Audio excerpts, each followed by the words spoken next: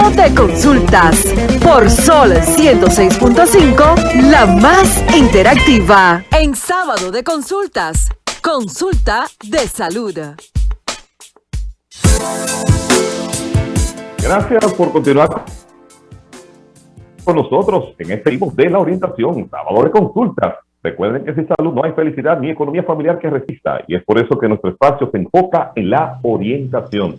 Decíamos al principio de nuestra intervención de que cada vez vemos que se está haciendo más frecuente que personas, vamos a decir, menos de 50 años, están falleciendo de manera repentina, y presumiblemente la información que se sirve es de que se tratan de ataques o infartos.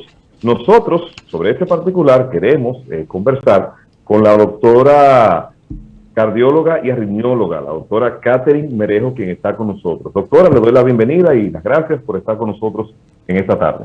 Gracias a ustedes, mis queridos. Realmente siempre un honor de estar aquí con ustedes en este sábado de consultas. Doctora, quisiéramos que usted nos ayude a comprender y a entender a nosotros, junto a los amigos que nos siguen a través de la plataforma de Sol 106.5, qué es un ataque o un infarto al corazón, que es lo que normalmente se conoce en la población, qué es lo que está ocurriendo con personas que vemos con aparentes hábitos saludables, como caminar, que no fuman, que no toman alcohol, que no están en sobrepeso, que hacen ejercicio y que están falleciendo. Este es el caso reciente, por ejemplo, del beisbolista Julio Lugo, y con él he conocido ya varios casos también parecidos. Entonces, básicamente el infarto es cuando nuestro corazón no le suplen, las arterias no le suplen suficiente sangre. A raíz de que no se le ha suplido sangre, entonces el músculo se pierde, es decir, que el músculo se muere. Entonces, infarto es igual a que la célula del corazón esté muerta. Eso no ocurre inmediatamente, sino que es un proceso en el cual la arteria que suple el corazón se obstruye. Obviamente sí, hay ese grupo de pacientes que lo estamos viendo ya hace un tiempo, pero ahora es que lo estamos destacando más por los propios medios, que son jóvenes aparentemente saludables y que tienen este evento de forma súbita. Nosotros, doctora, hemos visto, como habla Carlos, que en los últimos años, y especialmente no sé si es porque estamos consumiendo más informaciones luego de la pandemia a través de las redes sociales y de esto, pero precisamente personas que le han dado el COVID, y que luego ya sale negativo, que están bien, y de repente le da un infarto.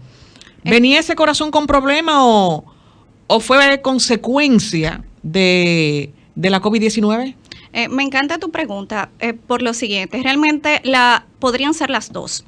Ya podría ser que el COVID complicó algo que ya estaba ahí dentro del corazón de la persona, pero sí se han visto muchos casos de pacientes con infarto, porque la propia enfermedad lo que hace es que es protrombótica, y en lugar de lo que normalmente nosotros vemos en las arterias, que es colesterol, nosotros vemos coágulos. O sea, es la mezcla del colesterol con el coágulo que obstruye la arteria. Entonces, básicamente, en el COVID es el propio coágulo que está obstruyendo. Ok. Doctora, usted decía que que el infarto es una obstrucción, cuando deja de circular, de bombear, por así decir, la sangre. Entonces, también decía que no ocurre inmediatamente. ¿Qué tiempo o qué hay que hacer en el momento que uno pretende o asume que le está ocurriendo un infarto cardíaco? Algo que a mí me gusta hablar mucho con los pacientes es que el corazón no se siente. Normalmente, cuando el paciente desarrolla un infarto, eso es algo que viene desarrollándose, pero el paciente no lo ha identificado. A veces se manifiesta con cansancio, a veces se manifiesta con molestia, a veces se manifiesta con dolor. Nosotros inclusive tenemos una pequeña clasificación del dolor para poder orientar a los pacientes. El corazón no se siente, eso es sumamente importante recordarlo. Normalmente el dolor que es cardíaco, ¿cómo funciona?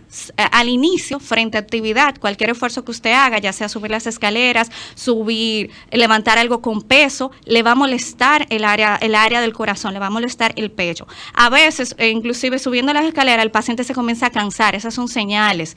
El hecho de que de repente usted sienta como una opresión o que alguien le esté empujando el pecho, eso también son señales. Por eso, muchas veces, uno orienta al paciente a tener vida cardiosaludable, a hacer ejercicio, disminuir el colesterol, disminuye el peso y evita este tipo de complicación.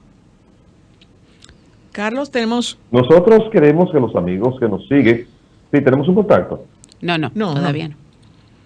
No tenemos contacto. Que entonces les decía que queremos invitar a los amigos que nos siguen a que se sumen a través de las redes sociales con sus preguntas o a través de la línea telefónica, porque con nosotros su consulta es gratis. Comunícate 809-540-1065. 1-809-200-1065 desde el interior sin cargos. 1-833-610-1065 desde los Estados Unidos.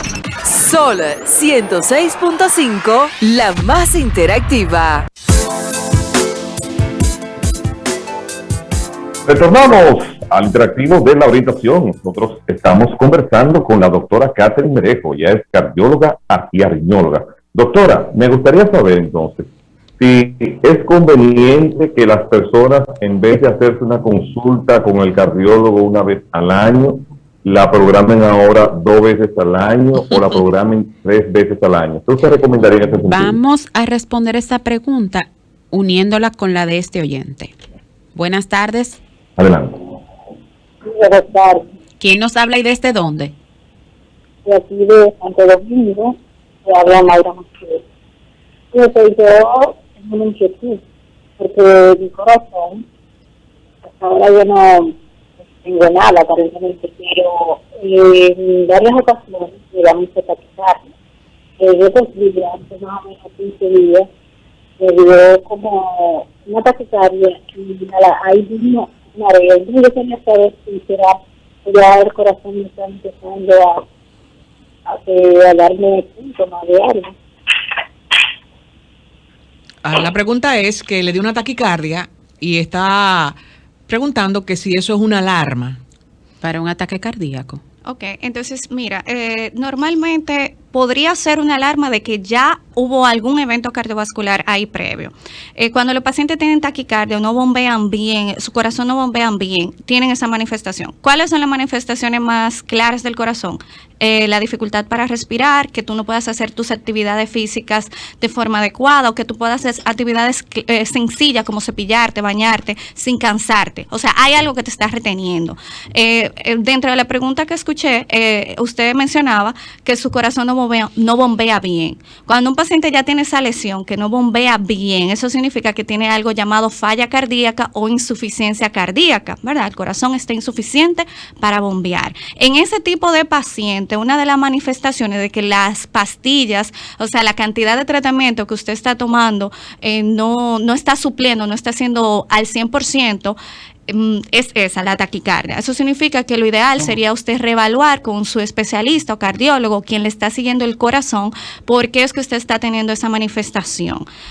Teóricamente el síntoma más frecuente para infarto es realmente dolor, no taquicardia, para aclarar. La respuesta a Carlos con relación a que si hay que programar la... 2 o 3 veces. Sí. Depende mucho de la edad, depende también de si el paciente tiene antecedentes. Lo ideal es que si tú no tienes ningún tipo de antecedente cardiovascular o si tú no tienes ningún tipo de antecedente cardiovascular, a partir de los 35 años, una consulta.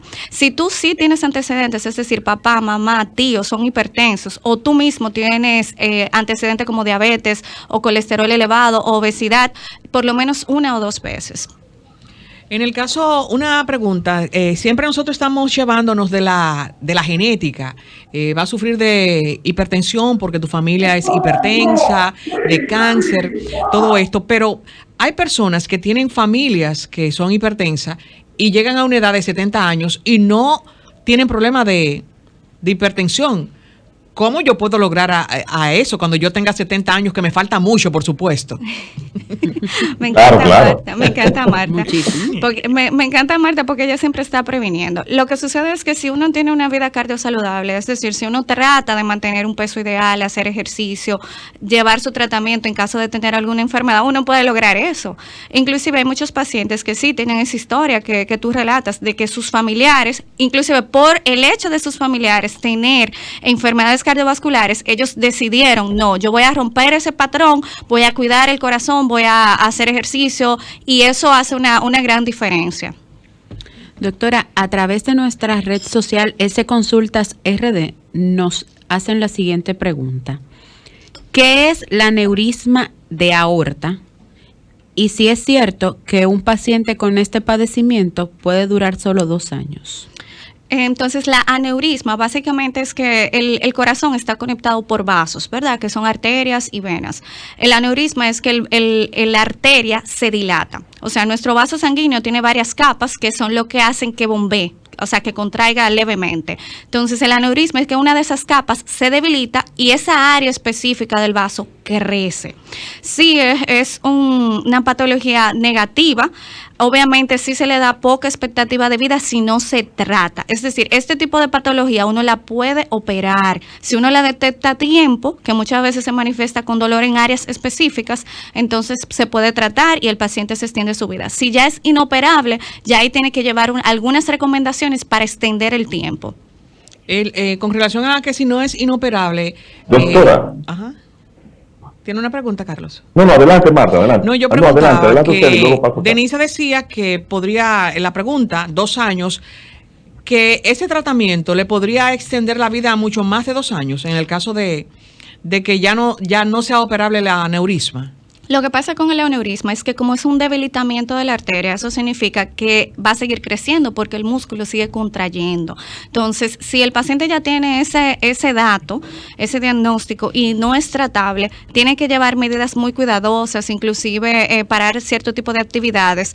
Sí, lo que tiene que hacer es controlar los factores que pueden debilitar aún más. Uno de los principales es controlar la presión arterial. Si su presión está descontrolada, eso cualquier día hace así, ¡pap!, y realmente se rompe. Ese es el temor. Obviamente que cuando tenemos ese dato del paciente, tenemos que ser un poquito fuertes con la familia para que entiendan la gravedad de la patología. Ok. Doctora, que son los remedios, recomendaciones del... Se está cortando un poco, Carlos. Repite la pregunta. Ok, ¿me escucha mejor ahí? Ok, le decía que en la sección que siempre tenemos, hablando un poquito de los remedios de la abuela y las recomendaciones de los 10 millones de médicos que viven en cada hogar de la República Dominicana, médicos empíricos, vamos a decirlo así, siempre se ha escuchado la recomendación de que la aspirina evita los infartos y que es saludable. Ahora, mi pregunta es la siguiente. ¿Puede afectar o puede beneficiar el consumo de aspirina que las personas se lo tomen sin una prescripción médica? Entonces, lo que pasa con la aspirina es que en los años 80 y 90 se salió un estudio diciendo que la aspirina reducía los infartos, pero esos son infartos diferentes a los que estamos hablando, porque aquí estamos hablando de infarto cardíaco. Hay un infarto, o sea, no es llamado infarto, pero popularmente es conocido infarto, que es el infarto cerebral, que es cuando hay un trombo que se va a la cabeza. Entonces, para ese tipo de infarto, entonces la aspirina tiene un beneficio. Ya inclusive hay estudios que hablan que la aspirina para pacientes que no son diabéticos no tiene un beneficio real, sino por el contrario, que aumenta los casos de sangrado porque estamos evitando que las plaquetas se acumulen. Inclusive causa gastritis y también úlceras. Justamente por ahí va mi pregunta, doctora. ¿Cuál es la diferencia entre un ataque cardíaco o infarto cardíaco y un derrame cerebral? Entonces, así como estábamos comentando, el infarto cardíaco es las arterias del corazón están obstruidas, el músculo se muere. En el caso del derrame, inclusive pueden haber 2 tipos de derrame. Es que una de las arterias que está en el cerebro se obstruye por un coágulo o se rompe y hay sangre. Popularmente es conocido como derrame, pero en el medio médico son conocidos como accidentes cerebrovasculares. Perfecto. En el caso de ese accidente cerebrovascular y en caso del ataque cardíaco, ¿cuál es más que el paciente puede sobrevivir? El infarto cardíaco es menos fuerte porque muchas veces el paciente al tener el dato, al tener por ejemplo la información de que algo está mal, nosotros podemos tratarlo. Inclusive hay estudios que muestran que cuando nosotros tratamos los infartos rápido, nosotros podemos salvar el músculo cardíaco un 100% y podemos inclusive salvar la vida del paciente porque hay infartos más graves.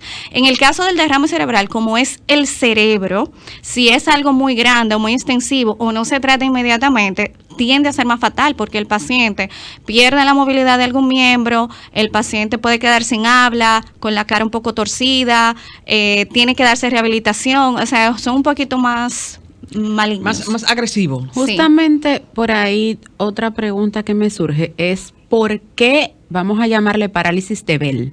Que son las que frecuentemente se dan por algún espasmo, ya sea cambio de frío a calor, algún estrés laboral o en su defecto alguna emoción. ¿Por qué generalmente cuando a un paciente le ocurre un accidente cerebrovascular se le asocia con una parálisis? Porque el corazón, el cerebro regula los movimientos voluntarios, inclusive algunos involuntarios. Normalmente el área donde llega el coágulo al corazón es el que regula, por ejemplo, la sonrisa, el músculo cardíaco, los ojos. Entonces, una de las primeras manifestaciones cuando los infartos son recientes es esa, la movilidad de la cara se va perdiendo o la de un miembro, por ejemplo, un brazo, tú no lo puedes movilizar o lo sientes como estático, también una pierna, ese tipo de cosas. Yo en la primera pregunta con relación a los infartos con relación al COVID, doctora, no hemos visto, no sé si aquí lo han hecho, lo están haciendo en los países en Europa, que fue donde explotó mucho eso, muchas muertes.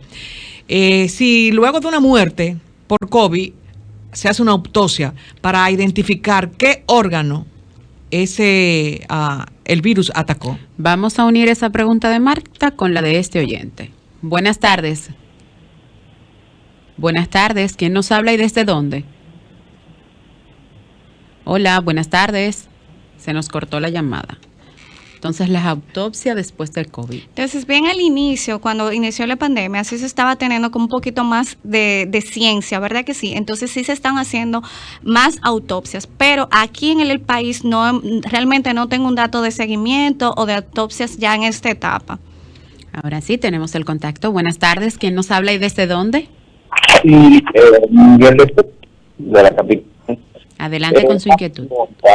¿Qué relación hay o qué estudios hay al respecto del COVID persistente y los órganos, por ejemplo, a los riñones o insuficiencia renal con respecto a eso? Okay. Entonces, lo que ha pasado con el COVID es que primero inició una cepa. El COVID tiene varias cepas y algunas iniciaron aquí y otras llegaron después inclusive de las vacunas. Por eso ustedes veían que al inicio de la vacunación muchas personas decían, pero me dio el COVID justo después de que me puse la vacuna. ¿Cómo puede ser eso? Entonces, va un poquito por ahí. Obviamente, el COVID es una enfermedad que nos ha sorprendido y ha atacado muchos órganos. Hay algunos pacientes que por el hecho ya sea de tratamientos o del propio COVID, porque es una enfermedad inflamatoria genérica, afecta, por ejemplo, riñón, pulmón. Muchos pacientes quedan con algún tipo de secuela. A veces algunos han quedado con derrames, con infartos, con lesiones de riñón. Ya eso es un acompañamiento que se debe hacer justo después de que el paciente tiene el COVID. Normalmente yo les recomiendo a los pacientes que aquellos pacientes que están en la casa, que le dio COVID, háganse un chequeo, por lo menos con el cardiólogo, con un médico internista, para ver si hay alguna secuela ahí, y también con el neumólogo. Adelante, Carlos. Buenas. Carlos. Se nos fue Carlos de nuevo. No, el micrófono creo que está apagado. Ok. Doctora, ahora sí. ¿Me escucha ahí? Sí, perfecto. Me gustaría saber a qué hora usted recomienda que las personas hipertensas se tomen su pastilla. Porque hay personas que dicen, o las estadísticas que veo, algunos casos que quizás no son estadísticas científicas, pero que los infartos son más frecuentes en horas de la mañana, otros que son en horas de la tarde, otras que son en horas de la noche. El hipertenso, su recomendación en ese sentido. Entonces, normalmente todos los pacientes que son hipertensos toman sus pastillas es en el horario matutino, porque inclusive nosotros tenemos algo llamado ciclo circadiano, que durante el día nuestra presión sube y durante la noche nuestra presión disminuye. Hay pacientes que son hipertensos que pierden ese movimiento. Entonces, se da muchas veces que la presión se manifiesta en horarios de la noche. Entonces, con respecto a eso, ya se coordina con el paciente para que la pastilla la tome en un horario diferente al normal, que es en la mañana. Normalmente sí se dice que los infartos son más frecuentes en el horario nocturno, inclusive porque hay menos flujo de sangre. Igual como nuestro corazón está en reposo, hay menos flujo, y para que llegue la sangre a nuestro corazón, tiene que bombear. O sea, nosotros tenemos que ver que las arterias que suplen el corazón, la sangre que tienen, la sacan del bombeo cardíaco. Es decir, el corazón mismo es el que está nutriéndose. Es decir que tendría que hacer el cambio de la medicación para la noche. lo hace con sugerencia de su médico y obviamente tiene que hacer un estudio que se llama MAPA, que es un monitoreo, y ahí nosotros vemos que ha perdido ese ciclo natural. Entonces, doctora, vamos a decir el tabú, porque antes se tenía como un tabú, de que cuando usted presenta alguno de los padecimientos que usted había indicado anteriormente, algún dolor, una arritmia o demás, lo correcto es no acostarse. Entonces eso ya es como un poquito de mito, porque en realidad no es que las personas se mueren de infartos durmiendo, porque yo he escuchado mucho eso. Lo que pasa es que ven el dolor, ven el síntoma, no se toma ningún tipo de conducta y ya ahí viene como que el evento. Entonces, si usted tiene algún síntoma cardiovascular, lo que pasa es que el paciente tiene que aprender a identificarlo. Por eso es importante esto que estamos haciendo. El paciente tiene que aprender a identificar que algo está pasando. Si las enfermedades cardíacas son totalmente prevenibles, todas y cada una de ellas son prevenibles. Si usted está sintiendo como un desconfort, o inclusive si no lo está sintiendo, hay que chequearse. Tristemente hay que chequearse. Pero la doctora, personas que usted dice que no, en ese caso, que es un mito, pero personas que sabemos, que hemos visto que le encontraron muerta en la mañana, amaneció muerta. Usted hablaba que en la noche el corazón no bombea y con el mapa se detecta si tu presión está elevada en la noche. Entonces usted dice que es posible esa persona tuvo algunos indicios de que se sentía mal y no previno. Sí, normalmente sí. Lo que pasa es que, miren, hay muy pocas enfermedades cardiovasculares que no dan indicio. La que realmente no te va a dar indicio de que va a acontecer, por ejemplo, los accidentes cerebrovasculares, tú estás bien y pasa en el segundo. Por ejemplo, las arritmias que son malignas, porque hay arritmias que son malignas y se manifiestan justo en el momento. Ese tipo de lesión, tú no tienes cómo prevenirla, pero después las otras, hipertensión, diabetes, inclusive el propio infarto, hay señales. El corazón siempre advierte. Es muy raro, solamente en esos casos bien particulares, porque ya viene de lesiones que estaban ahí y tú no sabías. Muchos de esos pacientes que mueren en la casa, que mueren durmiendo, es que no identificaron los síntomas o que tenían lesiones de las que desconocían. Por ejemplo, ese mismo del aneurisma, muchos pacientes no saben que tienen aneurismas cerebrales o inclusive aórticos, porque nunca se han hecho un chequeo. Entonces, mueren y al hacer la autopsia, que a veces ni siquiera se hace porque tiene que ser solicitado por los propios familiares, entonces ahí es que se descubre.